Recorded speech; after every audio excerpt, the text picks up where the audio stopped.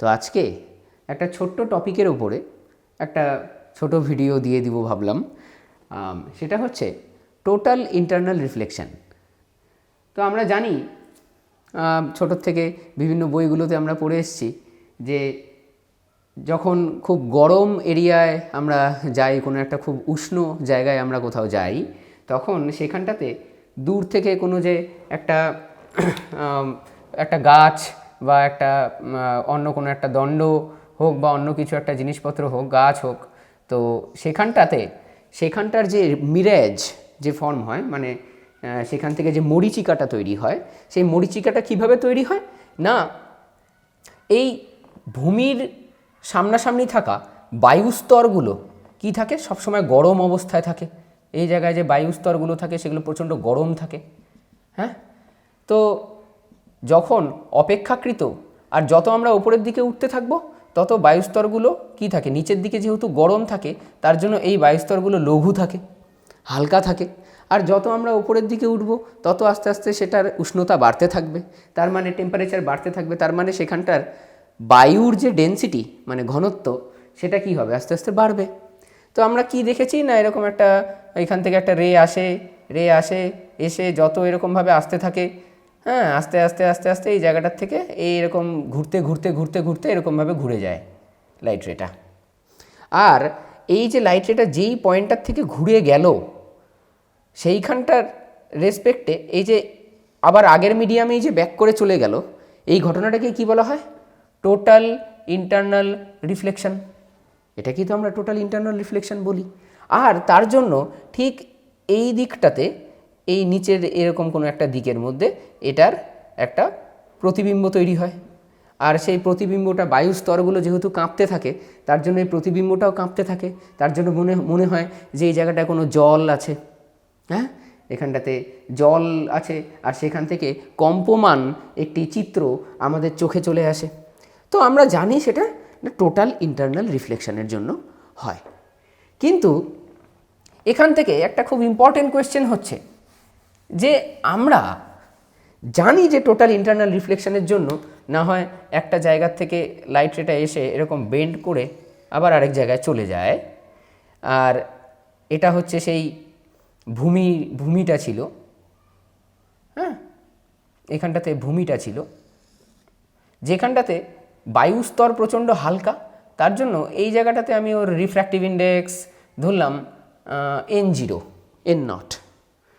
আর কোয়েশ্চেনটা হচ্ছে মেইনলি যখন এসে এই জায়গাটায় পড়বে, মানে এই মিনিমাম জায়গাটাতে এসে পড়বে, আর এখান থেকে যখন টার্ন করা শুরু করবে লাইট রেটা ওপরের দিকে, তো সেখানে যদি আমি একটা নর্মাল ড্র করি, এখানে যদি একটা পারপেন্ডিকুলার মানে একটা লম্ব অঙ্কন করি, আর এই হরাইজন্টালের রেসপেক্টে এই মাঝখানে কত অ্যাঙ্গেল তৈরি হচ্ছে না 90 ডিগ্রি। তো এটা যদি হয়, এই 90 ডিগ্রি অ্যাঙ্গেলটাই যদি থাকে, তাহলে এই জায়গাটায় যদি আমরা স্নেলস ল অ্যাপ্লাই করি, তাহলে এখানে আপতন কোণ I, incident angle I is equals to 90 degree যদি হয়, তাহলে according to the law of reflection এখানটাতে তো আরটাও 90 ডিগ্রি হওয়া উচিত, আরটাও তো 90 ডিগ্রি হওয়া উচিত। তাহলে সেটা যদি আরও যদি 90 ডিগ্রি হয়, তাহলে তো লাইট রেটা এই 90তে পড়ার পরে এই দিকেই চলে যাওয়ার কথা, এদিকেই চলে যাওয়ার কথা, এদিকেই চলে যাওয়ার কথা। কিন্তু লাইট রেটা এখান থেকে বেন্ড কেন করে যায়? Because if angle I is equals to 90 degree, angle R should be also equal to 90 degree. তাহলে এখান থেকে লাইট রেটা তো তাহলে এই দিক থেকে এইদিকেই চলে যাওয়ার কথা, কিন্তু সেটা ওপরের দিকে কেন ওঠে? এটাই কিন্তু এখানকার সব থেকে বড় প্রশ্ন। এই প্রশ্নটা কেউ কোনোদিন কিন্তু ভেবে দেখে না, এটা কেউ কোনোদিন ভেবে দেখে না যে 90 ডিগ্রিতে পড়ার পরে যে সেখান থেকে আবার আবার যে এখান থেকে লাইট রেটা ঘুরে যাবে সেটা কেন হচ্ছে। আমরা একদম খুব সুন্দর এক্সপ্লানেশন বইয়ের মধ্যে পড়ি যে লাইট রেটা আসছে তারপরে এরকমভাবে নর্মালের থেকে বেঁকে যাচ্ছে, আর এই থিটা ক্রিটিক্যাল মানে ইনসিডেন্ট অ্যাঙ্গেল আই যদি তাদের দুই মাধ্যমের যে সংকট কোণ মানে ক্রিটিক্যাল অ্যাঙ্গেল তার থেকে যদি বেশিতে এসে আপতন করে, তখন এই যেরকমভাবে ঘুরে যায় এই সমস্ত জিনিস পড়ি। কিন্তু এই জায়গাটায় কি তাহলে স্নেলস ল ভায়োলেট হচ্ছে? এই sense law is violating in this region that I is equals to 90, then R should be equal to 90. So the light রে এদিকেই যাওয়ার কথা ছিল। তো এই কোয়েশ্চেনটার অ্যান্সার আমরা আজকে দেখব। কাট কর, রেডি?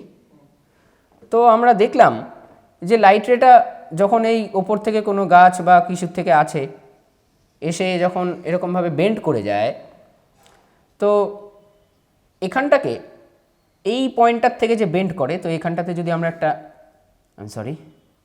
এখানটাতে যদি আমরা একটা ভার্টিক্যাল টানি আর তার রেসপেক্টে এখানে যদি একটা পারপেন্ডিকুলার ড্র করি, তাহলে আমি বললাম যে এই অ্যাঙ্গেলটা 90 degree, this angle is 90 degree. তো এই কোয়েশ্চেনটার অ্যান্সার আমরা স্নেলস ল এর মাধ্যমে খুব সুন্দরভাবে দিতে পারবো। তো তার আগে আমি স্নেলস লটাকে একটু দেখি যে স্নেলস লটা কী ছিল। যে যদি এরকম একটা কোনো মিডিয়াম থাকে যেটার এদিকটা হচ্ছে ডেন্সার মিডিয়াম, হ্যাঁ, এদিকটা ডেন্সার মিডিয়াম আর এদিকটা রেয়ারের মিডিয়াম, মানে এটা লঘু মাধ্যম আর এটা যদি ঘন মাধ্যম হয়, তো একটা লাইট রে যদি এসে এরকমভাবে পড়ে ফ্রম রেয়ারের মিডিয়াম, আর তাহলে সেটা যখন ঘন মাধ্যমে ঢুকবে তখন সেটা কি হবে? অভিলম্বের দিকে বেঁকে যাবে, it should bend towards the normal. তো আমি ধরি এই আপতন কোণটা হচ্ছে θ1 আর এই প্রতিসরণ কোণটা হচ্ছে θ2। তাহলে আমরা স্নেলের সূত্র অনুযায়ী জানি যে sine of incident angle to the ratio of sine of angle of refraction is equals to, এটা n1 ধরলাম এ মিডিয়ামের রিফ্র্যাক্টিভ ইন্ডেক্স, আর এ মিডিয়ামের রিফ্র্যাক্টিভ ইন্ডেক্স n2 ধরলাম, তাহলে that should be equal two n2/n1। তাহলে এটা ক্রস মাল্টিপ্লাই করলে কি আসছে না n1 sin θ1, এটা ইকুয়াল টু হবে n2 sin θ2। তো n1 sin θ1 is equals to n2 sin θ2, এরকম যদি আরও ডেন্সার মিডিয়ামে ঢুকতো তাহলে সেটা n3 sin θ3, এরকমভাবে এটা চলতে থাকতো। তাহলে বলা যায় that n sin θ is equals to constant, n sin θ is equals to constant, মানে লাইক দিস যে p1 v1 equal to p2 v2 equal to p3 v3, তার মানে pv equal to constant. Similarly n1 sin θ1 equal to n2 sin θ2, তাহলে সেটাকে বলা যায় in general format that n sin θ is a constant. তো n sin θ equal to constant throughout this path. তো এই সমগ্র পথটার মধ্যে কিন্তু n sin θ টা কনস্ট্যান্ট। তাহলে আমরা যে কোনো একটা যদি জায়গা ধরে নিই, ধরি এই জায়গাটাতে, তো সেখানটাতে কি হবে, এখানটাতে যদি আমি একটা ট্যানজেন্ট টানি, তাহলে এটা এটা এইখানটাতে যদি লাইট রেটা এই জায়গাটায় যদি লাইট রেটার ডাইরেকশান এরকম হয়, তাহলে এই জায়গাটাতে এটা থিটা, আর এখানটাতে ধরি রিফ্র্যাক্টিভ ইন্ডেক্সটা হচ্ছে, এখানটাতে ধরি রিফ্র্যাক্টিভ ইন্ডেক্সটা হচ্ছে n। তাহলে এই throughout this path, throughout this entire path, this n and sine theta, এই যে যেই অ্যাঙ্গেলটা ধরেছি থিটা, তার সাইনটা should be equal to constant. এটাই তো হওয়া উচিত। তো এটা একটু মুছলাম। তো এই যে n sine theta equal to constant, সেটা প্রত্যেকটা জায়গাতেই থ্রু আউট দিস পাথ এই স্নেলস লটা কিন্তু ওবে হবে। কিন্তু মেন সমস্যাটা তো এই জায়গাটাতে, মেন সমস্যাটা তো ঠিক এই পয়েন্টটার মধ্যে, লাইক দিস।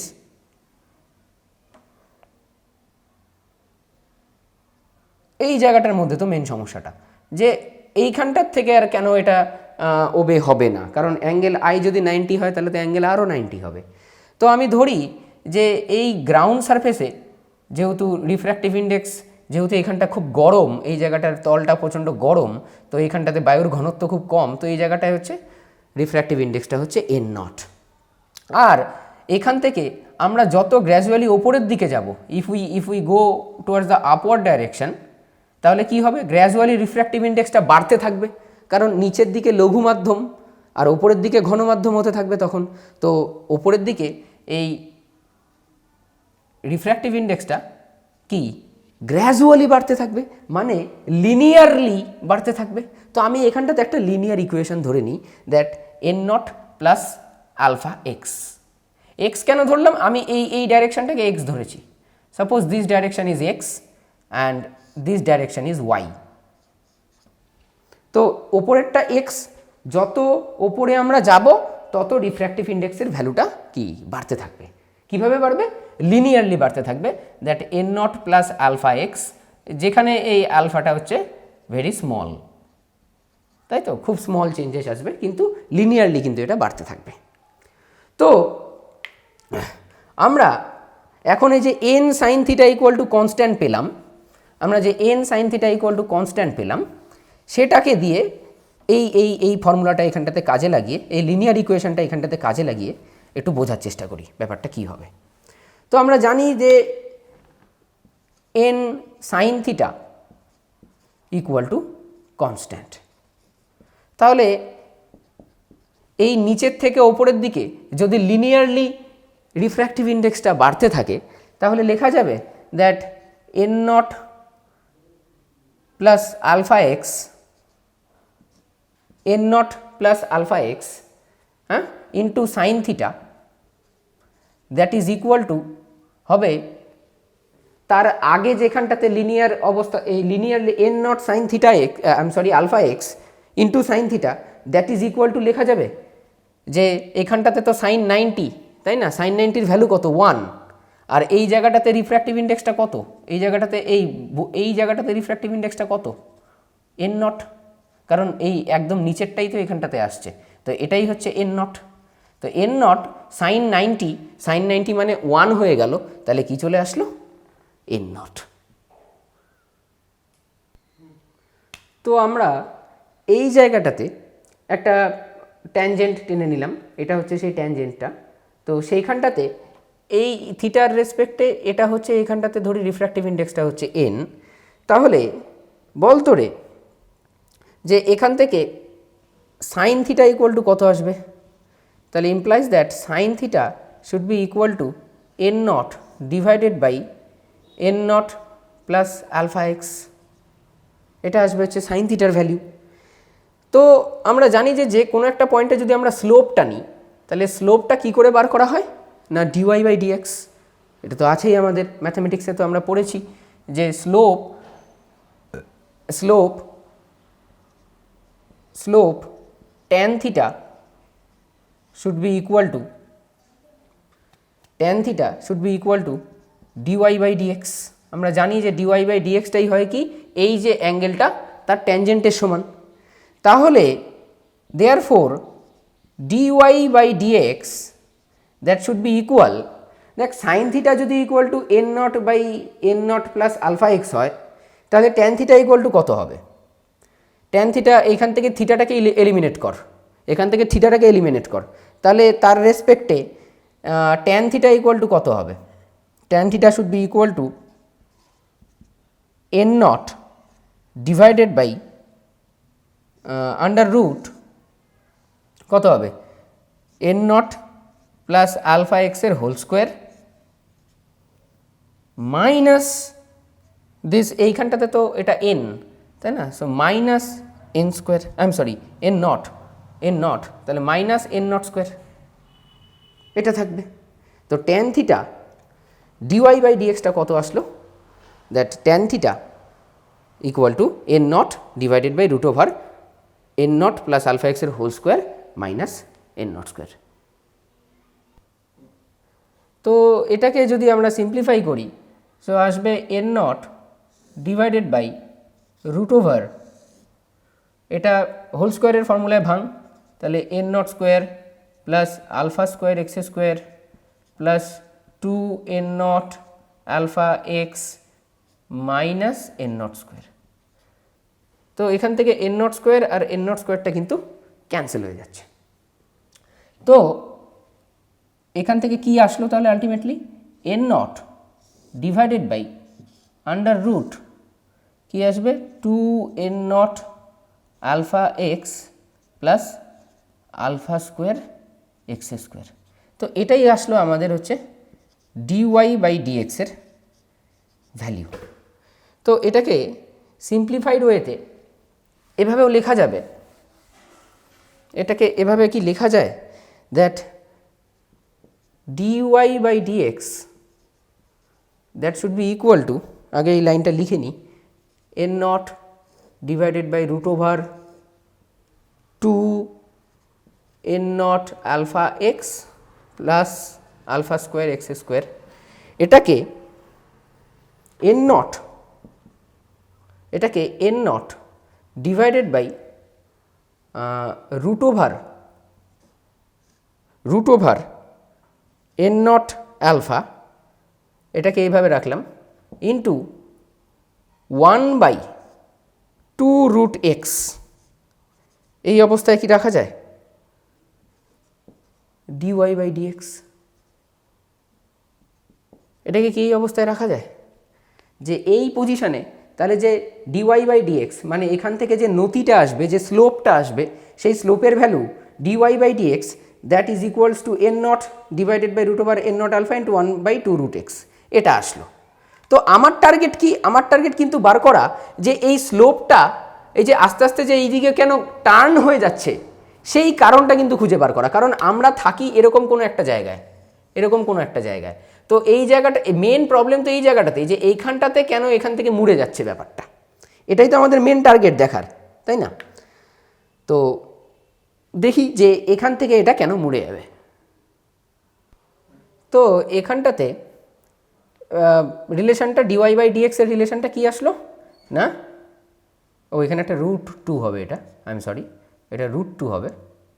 হ্যাঁ, তো এটা এটা এটা এখানে কিন্তু আলফাটা কিন্তু রুটের বাইরে, কেমন? তাহলে এখান থেকে বলা যায় therefore dy equal to n not divided by root over n not into alpha into 1/√2 into root over x.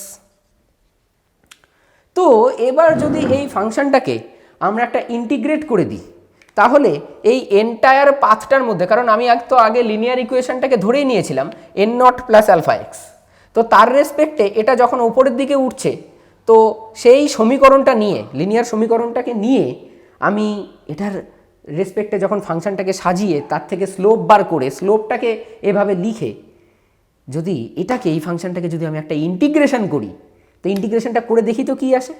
So বলতো ইন্টিগ্রেটিং দ্য অ্যাবাভ ফাংশন, তো এখানে ডিওয়াইটা কত হবে? এখানে এই ডিএক্সটা মাল্টিপ্লাই হয়ে যাবে, ইন্টু ডিএক্স আসবে। তাহলে ইন্টিগ্রেটিং, তাহলে dy of integration of dy মানে কত হয়ে যাবে? Y, that should be equal to integration of n not divided by root over n not alpha into 1/√2 into root over x dx. তাহলে এখান থেকে এই ইন্টিগ্রেশনটা করলে কিন্তু আসে y ইকুয়াল টু, এই ইন্টিগ্রেশনটা করলে কত আসবে না, root over n not by alpha into root x, root over n not by alpha into root x. তো এখানটাতে এবার বোথ সাইডে স্কোয়ার করে দে, তাহলে কত আসবে? Y square will be equal to, এই √2টা, √2টা তো ক্যান্সেল হয়ে হয়ে গেছে কনস্ট্যান্টের তাহলে এখানটাতে এন নটের না নিলেও হবে, তাহলে n not by alpha into x চলে আসবে না? এটাকে বোথ সাইডে স্কোয়ার করলে এই রুটগুলো ক্যান্সেল উঠে যাবে বোথ সাইডে স্কোয়ার করলে। তো আমরা যে ইকুয়েশনটা এখানটাতে পেলাম, that y square equal to n not by alpha into x, এটাকে যদি কম্পেয়ার করি, if we compare this equation with, আমরা জানি একটা প্যারাবলিক ইকুয়েশন কত হয় না, Y square equal two 4ax, এর সাথে যদি কম্পেয়ার করি তাহলে বলা যায় এইটা হচ্ছে একটা parabolic equation.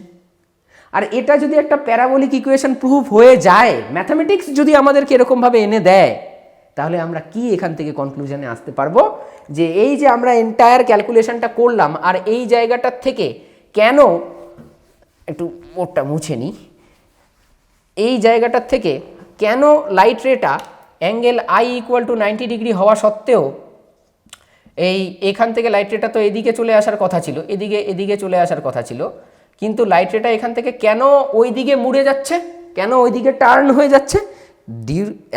According to this relation. তার মানে এই যে ইকুয়েশনটা আসলো that y square equal to n not by alpha into x, এটা একটা প্যারাবলিক ইকুয়েশন, প্যারাবলিক ইকুয়েশন। আর এটা যদি একটা প্যারাবলিক ইকুয়েশন প্রুফ হয়ে যায় তাহলে তো বলা যেতেই পারে যে এই ইকুয়েশনটা একটা প্যারাবোলা।